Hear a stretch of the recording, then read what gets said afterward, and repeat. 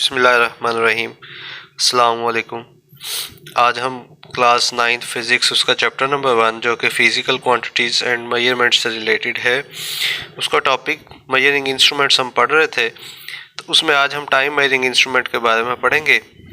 तो टॉपिक को स्टार्ट करने से पहले जो इस चैनल पर न्यू है वो इस चैनल को सब्सक्राइब कर लें, बेल आइकन प्रेस कर लें ताकि आने वाली वीडियोज़ बआसानी आप तक पहुँच सकें। तो अब टॉपिक को स्टार्ट करते हैं। आज हम टाइम मेजरिंग इंस्ट्रूमेंट के बारे में डिस्कस करेंगे।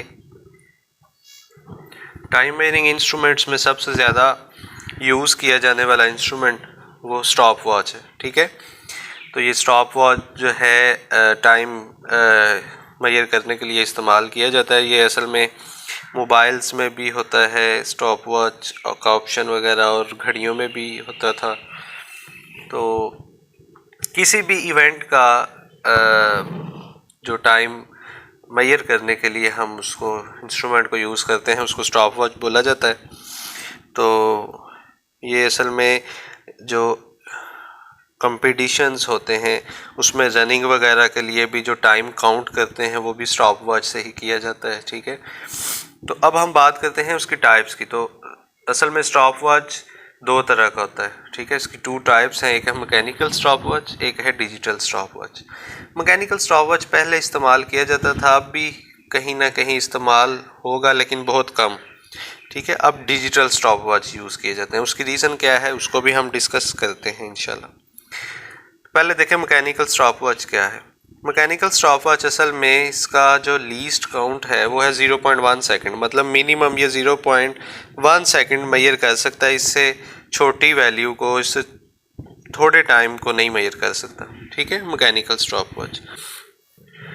अगर हम इसके स्ट्रक्चर के लिहाज से स्टॉप वॉच की डिस्कस करें तो ये मैकेनिकल स्टॉप वॉच जो है इसमें एक ही बटन लगा होता था और उसको इस तरह से सेट किया गया था कि एक दफ़ा उसको प्रेस करते थे तो वो स्टॉप वॉच स्टार्ट हो जाती थी, दूसरी दफ़ा वो उसको प्रेस करते थे तो वो स्टॉप वॉच जो है वो स्टॉप हो जाती थी, और तीसरी दफ़ा उसको प्रेस करते थे तो वो रीसेट हो जाता था। रीडिंग सारी 0-0 हो जाती थी, मतलब अब आप दोबारा से उसको फिर प्रेस करेंगे तो वो फिर से स्टार्ट हो जाएगी इस तरह से।